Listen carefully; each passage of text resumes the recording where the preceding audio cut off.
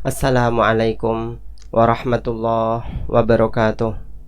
Innal hamdalillah nahmaduhu wa nasta'inuhu wa nastaghfiruh wa na'udzu billahi min syururi anfusina wa min sayyiati a'malina. May yahdihillahu fala mudhillalah wa may yudlil fala hadiyalah. Wa asyhadu anna sayyidana Muhammadan abduhu wa rasuluhu la nabiyya ba'dah.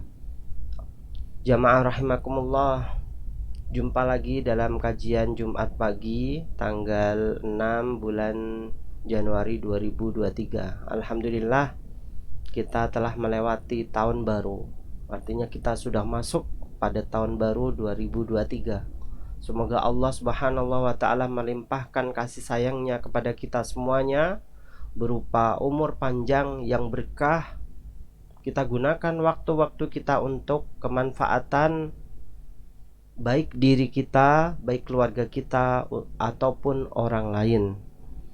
Jangan sampai kita kemudian mempertanggungjawabkan apa yang diberikan oleh Allah Subhanahu wa taala kepada kita berupa umur panjang ini untuk hal-hal yang kurang manfaat, apalagi untuk hal-hal yang bersifat dosa. Nauzubillah min dzalik. Jamaah rahimakumullah, hari ini kita akan membincang tentang pembahasan yang sangat besar sekali, yaitu al-ikhlas. Mungkin sebagian dari kita mengatakan bahwa ikhlas itu mudah untuk diucapkan. Aku mencintaimu dan aku ikhlas mencintaimu, misalkan seperti itu. Kita katakan kepada istri kita atau anak-anak kita, aku ikhlas untuk bekerja. Tapi kenyataan kita mengeluh misalkan. Maka ini ada campuran antara ikhlas dengan hal-hal yang lain, jamaah rahimakumullah. Disinilah pembahasan ikhlas sangat penting sekali, karena aspek dari ikhlas ini menentukan amal seseorang diterima atau tidaknya amal seseorang di dunia ini. Baik, apa terminologi dari ikhlas itu sendiri? Pertama adalah ikhlas, ingin saya katakan bahwa ikhlas itu adalah sifat yang baik.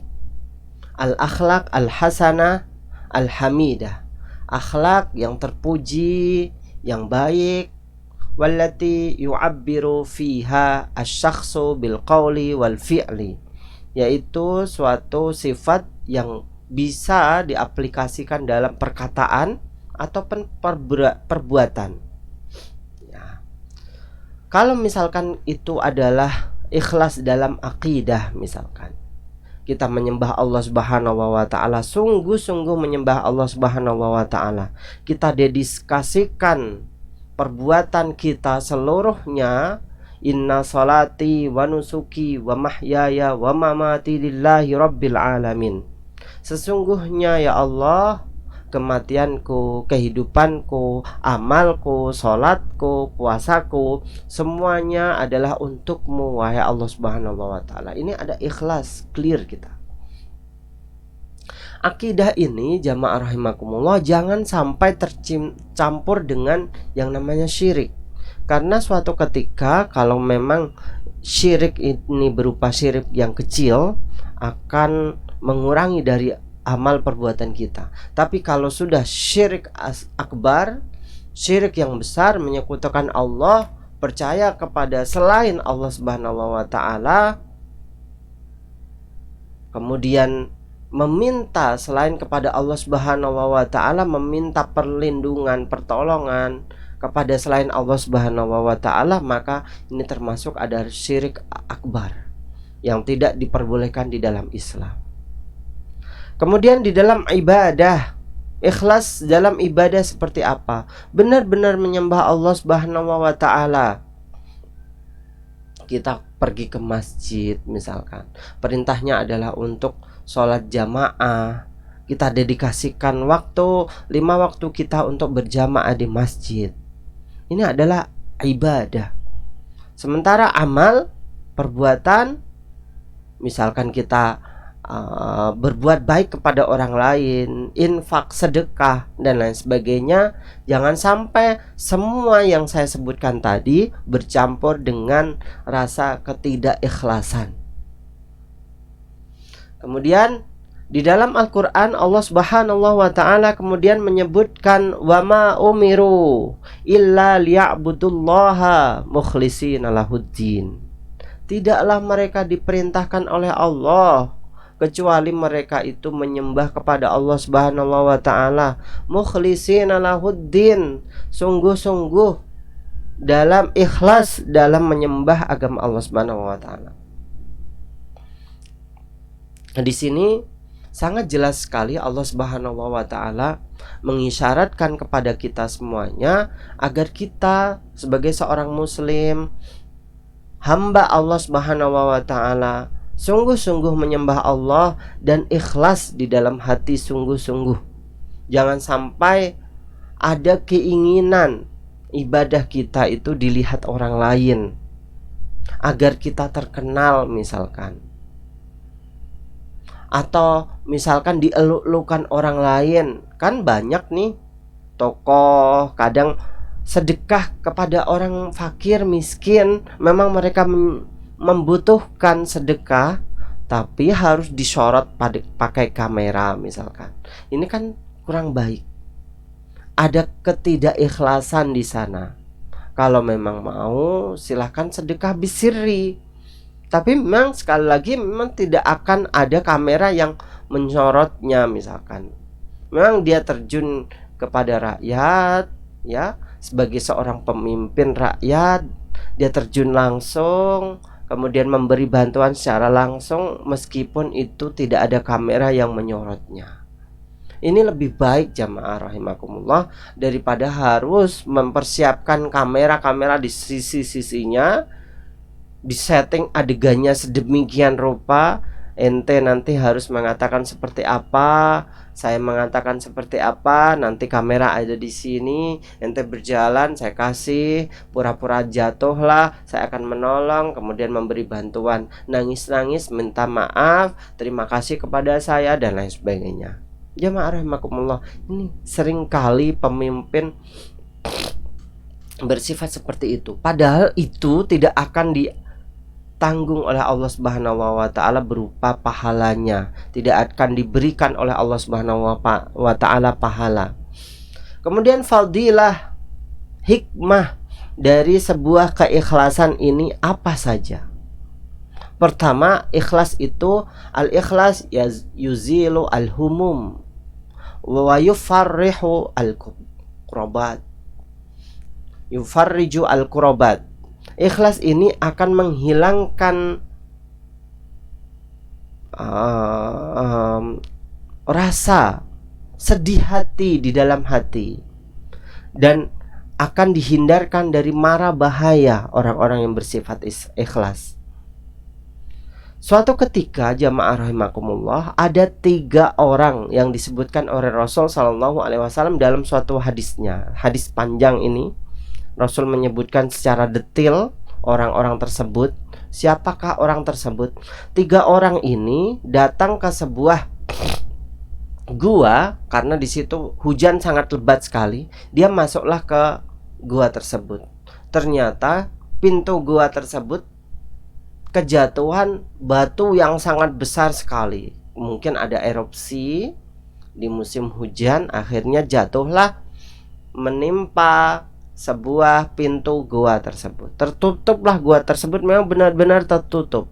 Didorong berkali-kali tidak mungkin bisa, karena mereka hanya bertiga.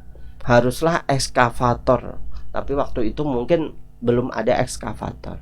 Singkat cerita jamaah rahimakumullah, berjam-jam lamanya mereka di sana terperangkap, tidak bisa keluar, bingung mereka, hingga akhirnya mereka bertiga tawasul, wasilah satu persatu dengan amal perbuatan mereka. Ini menunjukkan bahwa wasilah itu diperbolehkan di dalam Islam, dan hadis pun mengatakan seperti itu. Berarti wasilahnya apa? Amal perbuatan baik. Yang satu mengatakan, ya Allah, saya mempunyai 2 orang tua. Orang tua tersebut sudah sangat renta sekali. Setiap kali, setiap saat saya sering memperhatikannya, menyuapinya, memberi makan, memberi minum. Sebelum saya memberi makan anak-anak saya serta ternak-ternak saya, ya Allah. Suatu ketika saya lupa memberi makan kepada beliau-beliau itu, hingga akhirnya beliau malahan dalam kelaparannya itu tertidur sambil memegang mangkuk-mangkuknya, berharap saya datang. Dan disitulah saya sangat merasa terpukul sekali, ya Allah. Dan saya berjanji jangan sampai saya aktivitas kecuali saya memberikan makan kepada mereka dulu daripada saya harus aktivitas yang lain.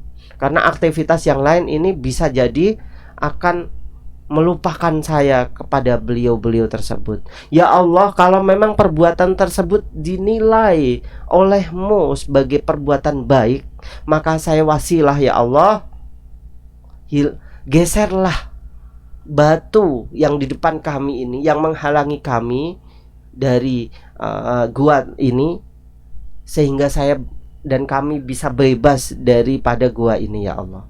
Tergeserlah setelah beliau mengatakan seperti itu, tergeserlah sedikit dari batu tersebut, sedikit saja. Tapi mereka belum bisa keluar. Dengan itu, yang kedua, mendengar itu ya, dan melihat fenomena batu bergeser tersebut, akhirnya yang kedua juga wasilah dengan amal perbuatan baiknya. Ya Allah, saya mencintai seorang perempuan. Perempuan itu sangat cantik sekali, dan saya tergila-gila dengan perempuan tersebut. Dan saya ingin sekali berzina dengan perempuan tersebut, ya Allah. Suatu ketika saya ingin berzina dengan perempuan tersebut, dan perempuan tersebut adalah perempuan yang soleh, mengatakan kepadaku, ittaqillah, takwalah engkau kepada Allah Subhanahu wa ta'ala, jangan berbuat dosa. Akhirnya saya tidak jadi, ya Allah. Suatu ketika saya hampir saja berzina dengan perempuan tersebut. Saya mengasih bantuan kepada orang tuanya, ya, dan saya berikan apa saja kepada orang tuanya, sehingga perempuan tersebut menyerahkan seluruh tubuhnya untukku, ya Allah. Namun lagi-lagi perempuan tersebut mengatakan kepada saya, ittaqillah, takwalah engkau kepada Allah Subhanahu wa ta'ala, sehingga waktu itu saya tidak jadi berzina. Ya Allah, kalau memang engkau masukkan perbuatanku tersebut sebagai amal solih, menjauhkanku dari perzinahan, dari dosa besar, maka mohon ya Allah, geserlah batu di depan kami ini, sehingga kami bisa keluar dari gua ini. Bergeser sedikit, namun batu tersebut masih tetap menghalangi. Yang ketiga, melihat fenomena tersebut, semangat dia. Ya Allah, saya investasikan uang yang harusnya aku berikan kepada salah satu pekerjaku. Misalkan dia adalah seorang pekerja bangunan di tempat kita, namun kita lupa untuk memberinya karena dia tiba-tiba pulang entah kemana, pulang ke daerahnya, dan lama dia kembali. Dan aku investasikan seluruh uang yang harusnya aku berikan kepada pekerjaku tersebut untuk hal yang lain, untuk membeli ternak. Ternak itu ternyata beranak pinak sedemikian rupa banyaknya, jamaah rahimakumullah. Apa yang terjadi setelah beberapa tahun kemudian, datanglah dia kepadaku untuk meminta haknya. Wahai si fulan, wahai bosku, saya meminta hakku. Kemudian tengoklah, kataku kepadanya, tengoklah yang di belakang rumah itu. Ternyata banyak sekali ternak kambing, ternak onta, ternak domba. Itu semuanya adalah milikmu. Kaget dia. Gak mungkin pekerjaan saya diberikan uang segini banyaknya, ternak segini banyaknya. Tidak mungkin, wahai fulan.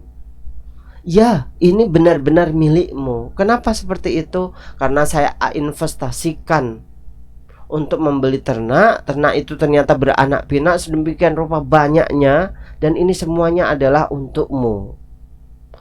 Dan jika engkau, wahai Allah, melihat apa yang aku lakukan ini adalah sebagai amal baik, maka tolong bukalah pintu gua ini.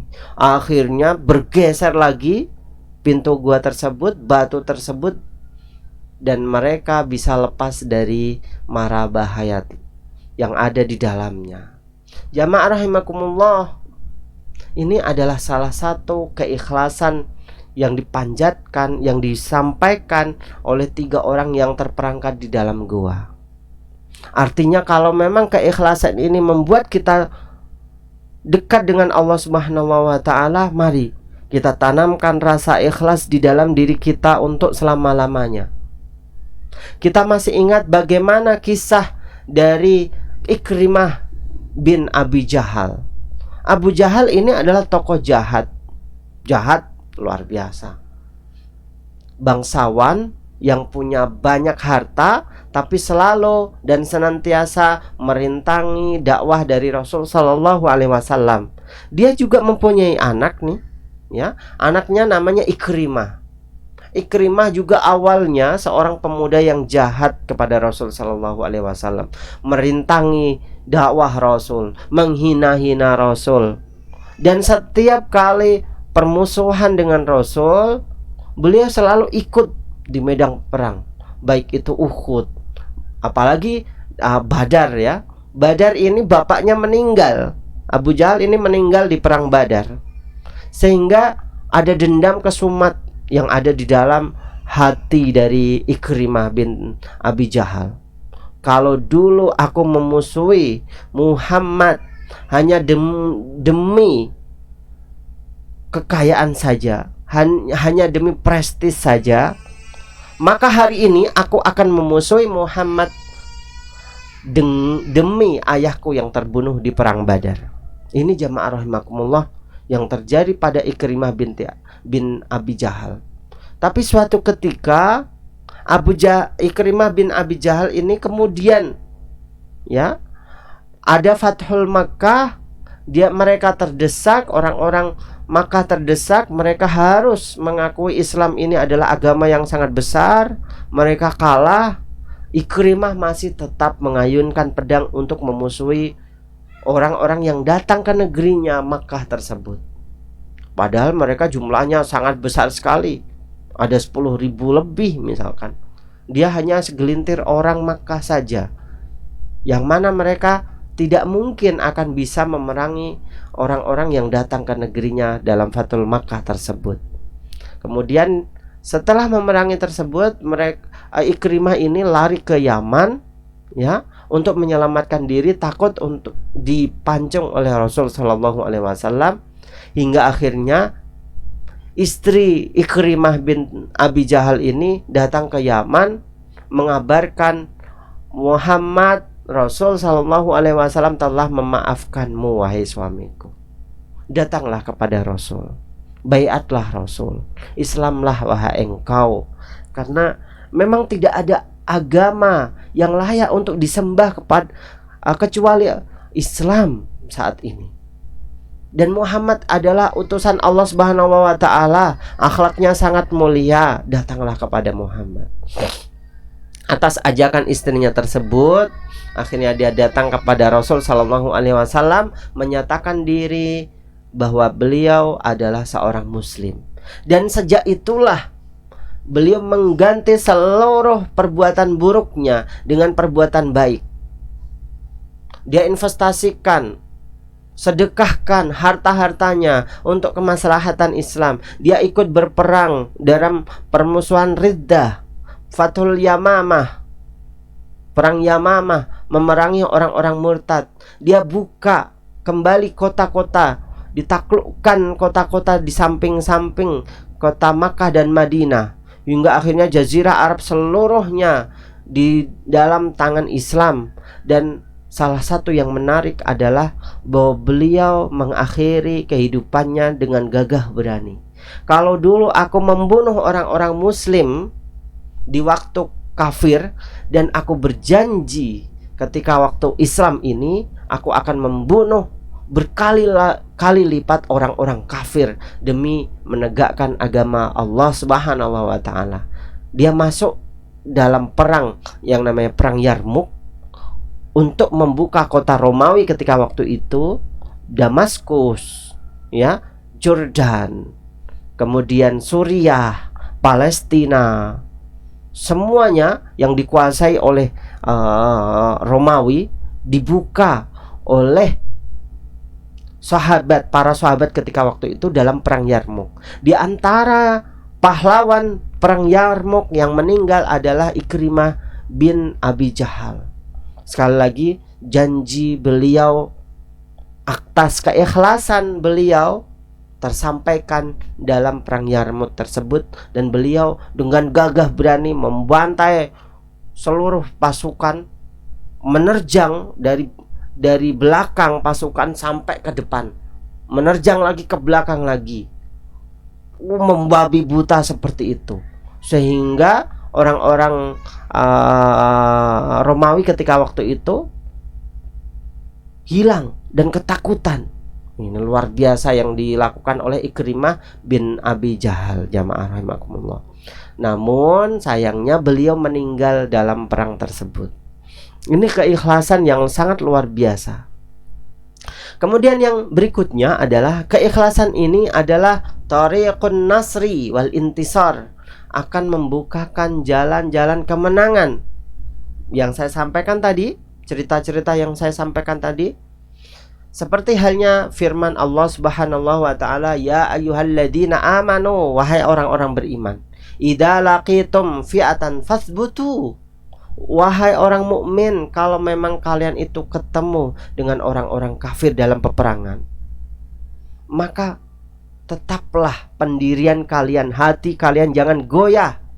Wadhkurullaha katsiran, dan ingatlah Allah Subhanahu wa taala, menyebut nama Allah Subhanahu wa taala, la'allakum tuflihun, agar kalian itu termasuk orang-orang yang beruntung.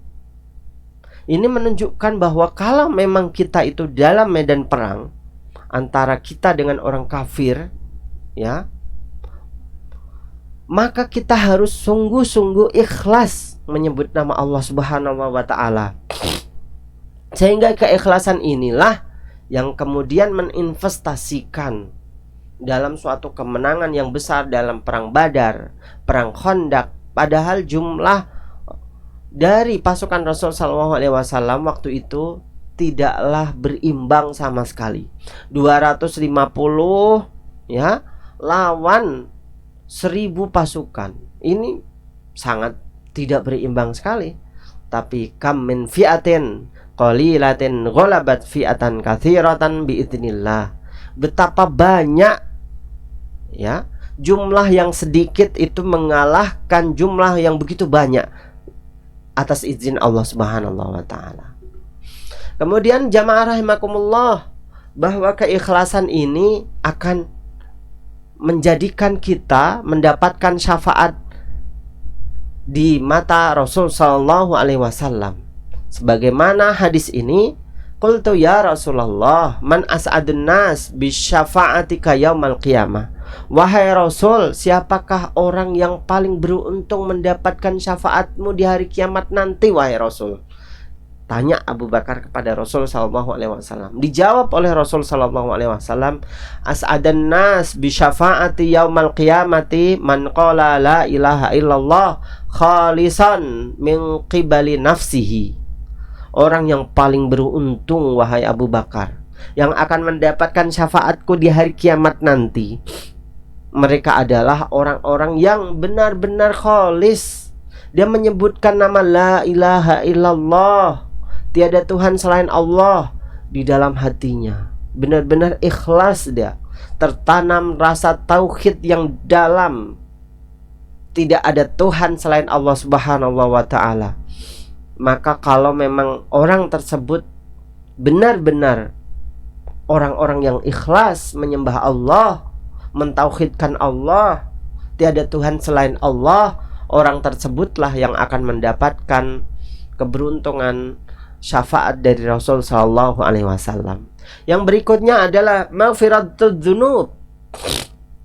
Orang-orang yang ikhlas itu akan mendapatkan ampunan dari Allah Subhanahu wa taala.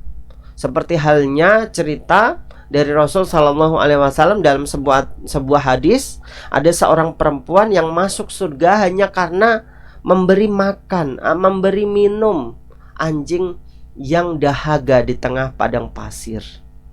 Diambillah terompahnya, kemudian untuk menimba air di dalam sumur. Sumur itu di tengah-tengah padang pasir yang sangat tandus sekali. Hampir saja anjing tersebut mati karena dahaga, tapi karena perempuan tersebut, padahal perempuan tersebut adalah seorang pezina, WTS, wanita yang kurang baik, ya. Tapi karena tersebutlah hadis tersebut, akhirnya Allah Subhanahu wa taala membukakan pintu taubat atas perempuan tersebut, yang harusnya perempuan tersebut itu taubat tidak akan diterima oleh Allah Subhanahu wa taala, tapi karena rasa sayangnya Allah Subhanahu wa taala, atas rasa sayangnya perempuan tersebut kepada sang anjing, ikhlas dia benar-benar menolong makhluknya Allah Subhanahu wa taala. Disitulah Maha Rahman membukakan pintu-pintu maaf kepada perempuan tersebut. Kemudian berikutnya yang terakhir adalah mahabbatullah wa rasul.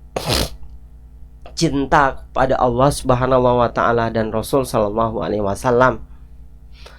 Ja'a anna rajul minal a'rab ata an-nabi sallallahu alaihi wasallam, "Ya Rasulullah, mata sa'ah?" Datang A'rabi, seorang badui, kepada Rasul sallallahu alaihi wasallam bertanya, "Wahai Rasul, kapankah hari kiamat terjadi?" Ma'adatta laha, apa yang engkau siapkan untuk hari kiamat tersebut?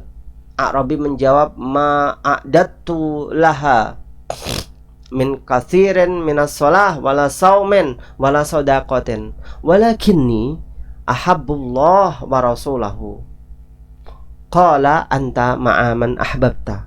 Wahai Rasul, saya sesungguhnya tidak ada persiapan untuk hari kiamat, seperti halnya banyaknya sholat, sedekah. Bukan seperti halnya sahabat-sahabat yang lain yang hebat-hebat dalam sedekah, dalam sholatnya. Tapi aku mencintaimu dan mencintai Allah Subhanahu wa ta'ala, wahai Rasul. Apa yang dikatakan Rasul? Anta ma'aman ahbabta, engkau bersama orang yang engkau cintai. Berarti kalau kita di sini benar-benar mencintai Allah dan Rasulnya, ikhlas kita, maka kita akan bersama Allah Subhanahu wa ta'ala dan Rasulnya di surga. Tapi kalau kita itu ngefan dengan orang-orang yang na'udzubillah, yang akhlaknya kurang baik, apalagi yang kafir, kemudian fashion yang mereka kenakan juga kita ingin berdandan seperti mereka, na'udzubillah, kita juga akan bersama orang-orang tersebut. Ini yang ingin saya sampaikan. Semoga kita termasuk orang-orang yang ikhlas di dunia, sehingga kita akan mendapatkan ampunan Allah Subhanahu wa ta'ala di akhirat nanti. Terima kasih. Wassalamualaikum warahmatullahi wabarakatuh.